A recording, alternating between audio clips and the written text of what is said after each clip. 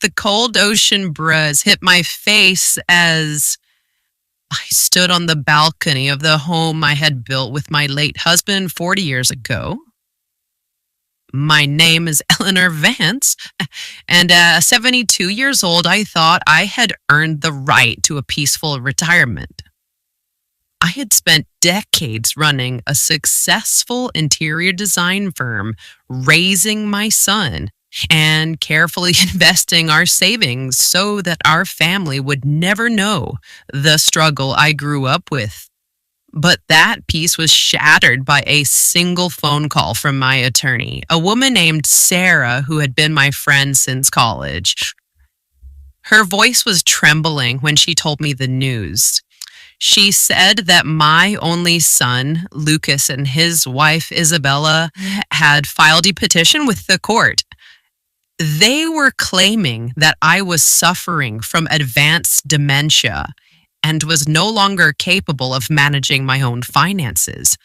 They wanted full legal conservatorship over my estate, which included my bank accounts, my investment portfolio, and the very house I was standing in. I felt like the ground had opened up beneath me. I wasn't sick. I was sharper than ever. Just yesterday, I had finalized the blueprints for a charity community center I was funding. But as Sarah explained the details, a cold realization washed over me. This wasn't about my health. This was about money. Lucas had always been ambitious, but he lacked the patience to build wealth the right way. He and Isabella lived a lifestyle they couldn't afford, driving luxury cars and taking lavish vacations on credit. I knew they had made some bad real estate investments recently, but I never imagined they would try to steal my life from me to cover their debts. Sarah told me that they had been building a case for months, documenting every time I misplaced my glasses or forgot a name, twisting innocent moments of aging into a narrative of mental decline. The most painful part was not the greed, but the betrayal. Lucas was the boy I had tucked into bed every night, the man I had supported through college and his first failed business. To think he was now plotting to strip me of my dignity was a wound deeper than physical pain. Sarah advised me to stay calm and not let them know that I was aware of their plan. We needed to counter their narrative with undeniable proof of my competence. And I immediately scheduled an appointment with a completely independent neurologist, one who didn't know my family, to get a full cognitive evaluation. The tests were rigorous, lasting for hours, but the results were clear. The doctor confirmed that my cognitive functions were excellent for my age and with absolutely no signs of dementia or Alzheimer's. I had the medical proof, but Sarah warned me that in civil court, sometimes a narrative is more powerful than facts. We needed to know exactly what they were planning and how far they were willing to go. That weekend, Lucas and Isabella came over for Sunday brunch, just as they always did. It took every ounce of my self-control to smile and pour them tea. Knowing they were mentally measuring the furniture for an estate sale, I decided to play into their hands slightly, pausing a little too long before answering questions or pretending to search for a word. I saw Isabella Exchange a subtle, satisfied glance with Lucas. They thought they were winning. They thought I was the helpless old woman they were painting me to be. It was sickening, but I needed them to feel confident so they would make a mistake. What I didn't expect was the alley I would find in that very room. My 16-year-old granddaughter, Sophia, was sitting quietly in the corner, picking at her food. She looked pale and anxious, and her eyes darting between her parents and me. Sophia and I had always shared a special bond. I taught her how to paint, and she taught me how to use the latest apps on my phone. Unlike her parents, she had a kind heart and a conscience. So after lunch, while Lucas and Isabella were admiring my antique collection in the hallway, Sophia asked if she could help me with the dishes. As soon as the kitchen door swung shut, she grabbed my hand, her eyes filling with tears. She pulled her phone out of her pocket and whispered that she was sorry, that she didn't know what to do, but she couldn't let them do this to me. She opened a voice recording app and pressed play. The voices were unmistakable. It was Lucas and Isabella recorded just 2 nights ago in their living room. On the recording, Isabella's voice was shrill and impatient. She was complaining that the bank was calling about their overdue mortgage and that they needed access to my liquid assets within 30 days. Then Lucas spoke, and his words broke my heart into a million pieces. He said, not to worry, that the hearing was next week. He detailed how they would move me into a state-subsidized nursing facility on the other side of the state, a place known for overcrowding and poor care, because it was cheap. He said that once they had power of attorney, they would sell my house immediately. He estimated they could get $3 million for the property, pay off their debts, and still have enough left over to buy a vacation home in Italy. He actually laughed and said that I wouldn't even know the difference, that I would be too confused to understand that I had been evicted from my own home. Sophia was sobbing by the time the recording ended.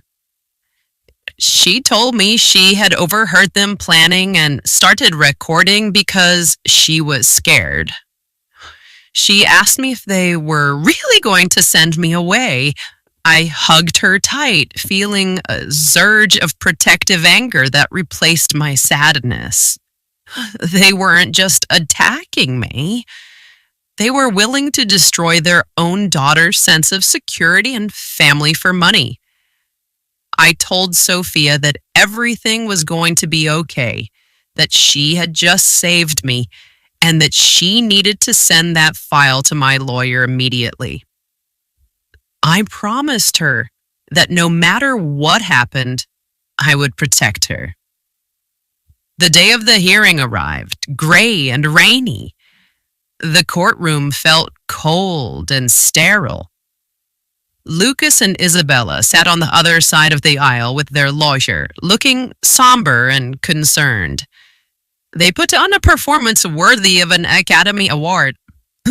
Lucas testified first, forcing out fake tears as he described my deterioration. He told the judge that he found me wandering in the garden at night, that I had almost set the kitchen on fire, and that I couldn't remember his name. It was all lies.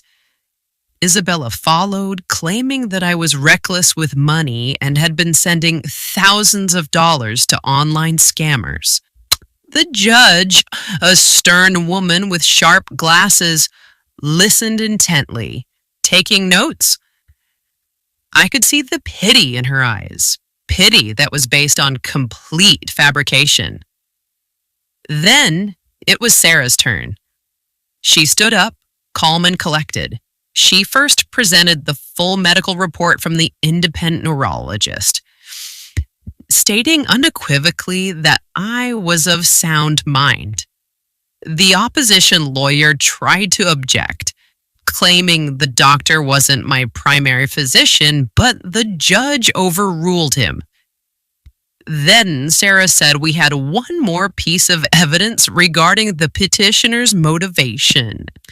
She played Sofa's recording. The silence in the courtroom was deafening as Lucas's voice filled the room, talking about selling my house to pay his gambling debts and dumping me in a cheap facility. The look on Lucas and Isabella's faces shifted from confidence to absolute horror. The color drained from Lucas's face as he realized his own daughter had exposed him. The judge's demeanor changed instantly. She stopped taking notes and stared at Lucas with a look of pure disgust. When the recording finished, the judge didn't even ask for a closing statement.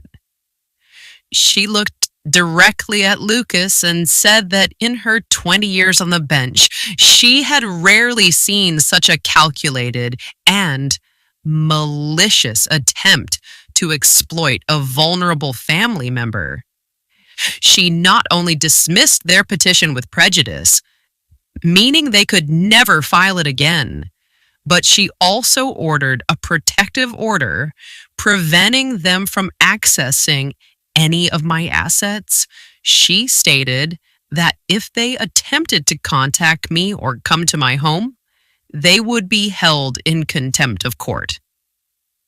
She then turned to me and apologized that I had to endure such treachery from my own flesh and blood.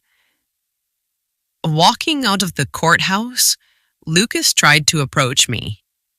He looked desperate, sweating, knowing that his financial house of cards was about to collapse without my money to prop it up. He started to say, "Mom, please, you have to understand, we were desperate." But I held up my hand. I looked at the man I had raised, the man I had loved more than life itself, and I saw a stranger. I told him that I understood perfectly. I understood that he loved money more than he loved his mother. I told him that he was on his own, that he had made his choices, and now he had to live with the consequences. I turned my back on him and walked toward the car where Sophia was waiting for me. The aftermath was swift. Without my bailout, Lucas and Isabella lost their home and had to file for bankruptcy. The scandal of their attempted fraud ruined their social standing, and they were forced to move away to find work. But I didn't focus on their downfall. I focused on the new life I was building. I petitioned for and was granted guardianship of Sophia as her parents were deemed unfit and unstable due to their legal and financial chaos, and quite frankly, Sophia refused to live with them after what they tried to do. Sophia moved into the big house with me. The halls that had felt so empty were now filled with her music and her laughter. We redecorated the guest room together, turning it into an art studio for her. I rewrote my will, creating a strictly managed trust for Sophia's education and future, ensuring that Lucas and Isabella could never touch a cent of it. We spent our evenings cooking together, gardening, and talking about everything and nothing. I realized that family isn't defined by who you give birth to, but by who stands by you when the world tries to knock you down. 6 months later, we were sitting in the garden watching the sunset. Sophia turned to me and asked if I was lonely without her dad. I thought about it for a moment. I missed the idea of having a son and the memory of the little boy he used to be. But the man who tried to destroy me? No, I didn't miss him. I looked at my granddaughter, a young woman of integrity and courage who had risked everything to do the right thing. I realized I wasn't lonely at all. I had saved the best part of my family, and in turn, she had saved me. I learned that it is never too late to stand up for yourself, even if the person you are fighting is someone you once carried in your arms. Trust is a fragile thing, easily broken. But the truth is a shield that no amount of lies can penetrate. My house was self in my mind was my own, and my heart, though scarred, was full. I had lost a son, but I had gained a partner in life. And that was a trade I would make 1,000 times over.